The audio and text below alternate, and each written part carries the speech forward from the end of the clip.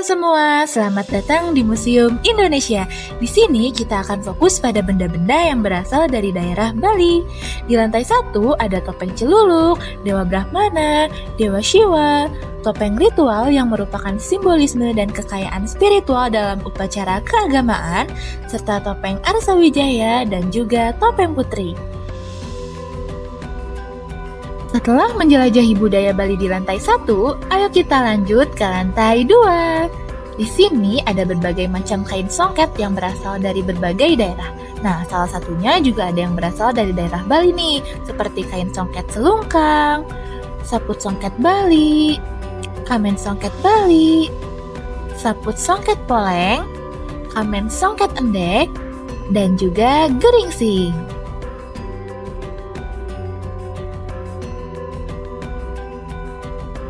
Belum puas dengan mengunjungi Museum Indonesia? Untuk lebih mendalami budaya Bali, tentu saja ayo kita lanjut menelusuri Anjungan Bali. Di sini berisi berbagai bangunan atau biasa disebut sebagai balai. Pertama masuk, kita akan disuguhkan dengan balai loji. Ini berfungsi sebagai tempat istirahat sehabis bekerja keras ataupun tempat untuk menjamu tamu. Selanjutnya ada Balai Dau atau Singosari. Ini berfungsi sebagai tempat tinggal para jejaka untuk menyelenggarakan aktivitas keluarga setiap hari. Salah satunya adalah membuat kerajinan. Selanjutnya ada Balai Gedong yang merupakan tempat tinggal anak gadis yang belum menikah dan juga tempat untuk menyimpan benda-benda pusaka. Selanjutnya ada Balai Jineng yang merupakan tempat menyimpan padi atau lumbung padi di bagian atas dan tempat istirahat untuk di bagian bawah. Selanjutnya ada Balai Aling-Aling, merupakan tempat untuk menulis dan membaca kitab Weda, tapi sekarang dipakai sebagai tempat untuk belajar. Di sini juga terdapat patung desa Trunyan yang menggambarkan penduduk Bali asli. Rentenan atau pawaregan digunakan sebagai dapur keluarga, untuk memasak atau sebagai tempat makan.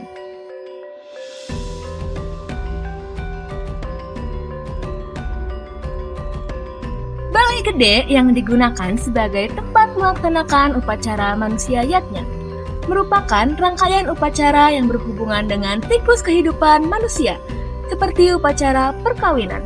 Oleh karena itu, di dalam balai ini terdapat baju sembayang Bali, baju adat pernikahan, dan juga alat musik khas Bali. Di sini ada baju sembayang Bali atau disebut payas alit yang memiliki fungsi spiritual serta mencerminkan ajaran Hindu Dharma dan nilai-nilai budaya Bali.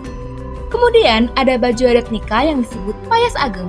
Baju ini melambangkan keanggunan serta status sosial serta digunakan dalam prosesi puncak pernikahan dan upacara adat sakral, khusus dan sangat penting.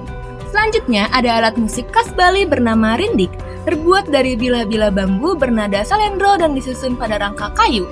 Kata rindik berasal dari bahasa Jawa kuno yang berarti ditata dengan rapi dengan celah kecil. Alat ini dimainkan dengan cara dipukul menggunakan alat pemukul khusus yang disebut panggul. Ada serling juga dia.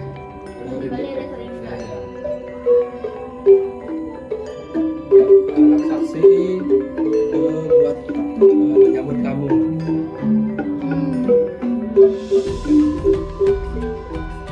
Selanjutnya ada Banten yang merupakan sesajen atau canang sari.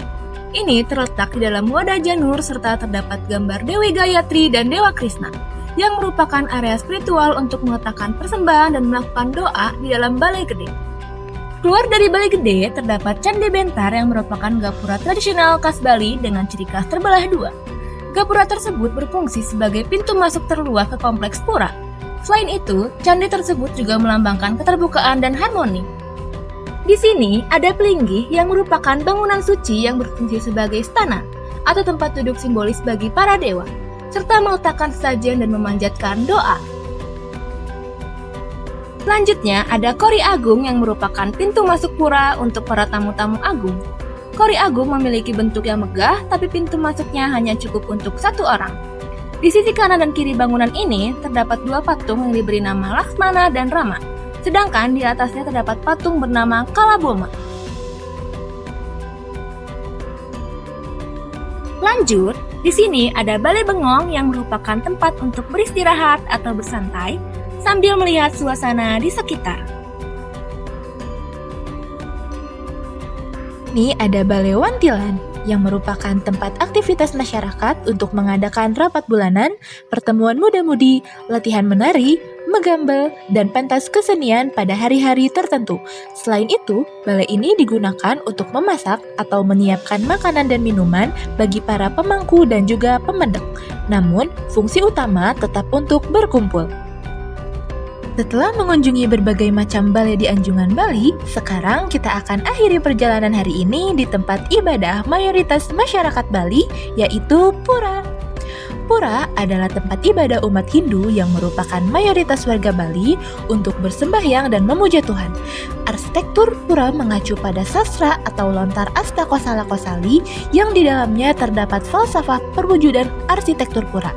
Hal ini menekankan keseimbangan hubungan antara manusia dengan Tuhan, sesama manusia, dan alam. Struktur pura umumnya menggunakan konsep Trimandala, yaitu Nisa Mandala, Madhya Mandala, dan Utama Mandala sebagai cerminan pembagian ruang yang selaras dengan alam. Salah satu contoh adalah Pura Hindu Dharma Penantaran Agung Kartabumi yang ada di TMII ini. Pura tersebut mengadaptasi Bantar sebagai gerbang utama, balai gong, balai kulkul, serta padurasa dan altar untuk tempat pemujaan. Sekian, terima kasih, sampai jumpa. Al Yao